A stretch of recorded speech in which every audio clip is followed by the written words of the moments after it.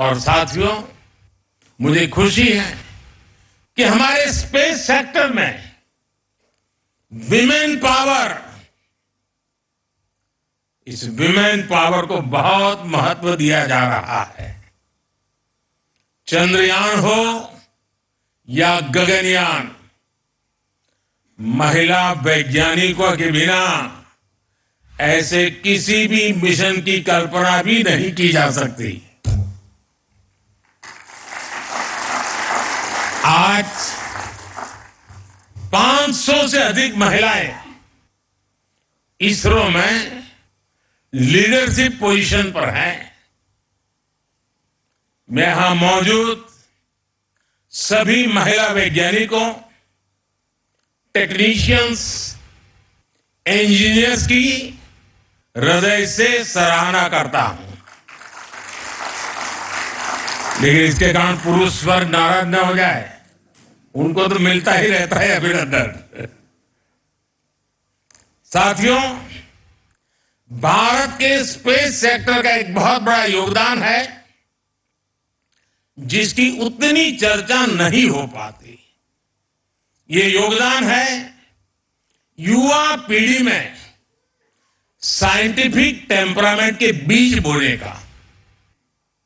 इसरो की सफलता देखकर कितने ही बच्चों के मन में ये बात आती है कि बड़ा होकर मैं भी साइंटिस्ट बनूंगा। वो रॉकेट का काउंटडाउन, उसकी उल्टी गिनती लाखों लाख बच्चों को प्रेरित करती है।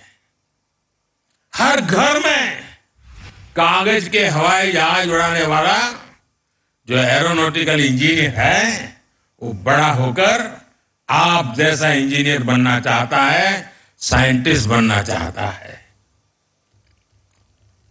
और किसी भी देश के लिए उसकी युवा पीढ़ी की इच्छा शक्ति बहुत बड़ी पूंजी होती है। मुझे याद है जब चंद्रयान 2 की लैंडिंग का समय था, पूरे देश के बच्चे उस पल को देख रहे थे।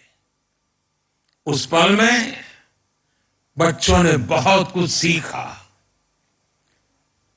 फिर आया पिछले साल 23 अगस्त का दिन। चंद्रयान की सफल लैंडिंग ने युवा पीढ़ी को एक नए जोश से भर दिया। इस दिन को हमने स्पेस डे के तौर पर मान्यता दी है।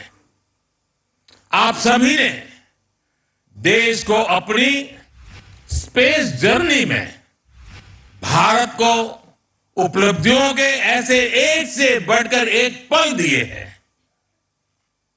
स्पेस सेक्टर में हमने कई रिकॉर्ड बनाए हैं। पहले ही प्रयास में मंगल ग्रह तक पहुंचने की सफलता भारत को मिली। एक ही मिशन में 100 से अधिक सैटेलाइट लॉन्च करने वाला देश हमारा भारत है। चंद्रयान की सफलता के बाद भी आपने कई उपलब्धियां हासिल की। आपने आदित्य L1 को पृथ्वी से 15 लाख किलोमीटर दूर सुरक्षित रूप से अपने ऑर्बिट तक पहुंचाया है। दुनिया के कुछ ही ऐसे देश ऐसा कर पाए हैं। 2024 को शुरू हुए अभी कुछ हफ्ते ही हुए हैं। इतने कम समय में ही आपने एस्पोसेट और इनसेट 3DS जैसी सफलता हासिल की है। साथियों, आप सभी मिलकर भविष्य के लिए नई संभावनाओं के द्वार खोल रहे हैं। अनुमान है कि आने वाले 10 वर्षों में भारत की स्पेस इकोनॉमी 5 गुना बढ़कर $44 बिलियन तक पहुंच जाएगी।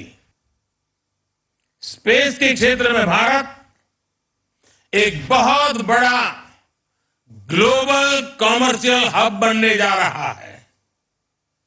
आने वाले कुछ वर्षों में हम चंद्रमा पर एक बार फिर जाएंगे। और इस सफलता के बाद हमने अपने लक्ष्य और ऊंचे कर लिए हैं। अब हमारे मिशन टेक्नोलॉजी की दृष्टि से और अधिक चैलेंजिंग होंगे। हम चंद्रमा की सतह से सैंपल जुटाएंगे और उन्हें पृथ्वी पर वापस लेकर के आएंगे। इससे चांद के बारे में हमारी जानकारी और समझ और बेहतर होगी। इसके बाद शुक्र भी इसरो के लक्ष्यों में से एक है।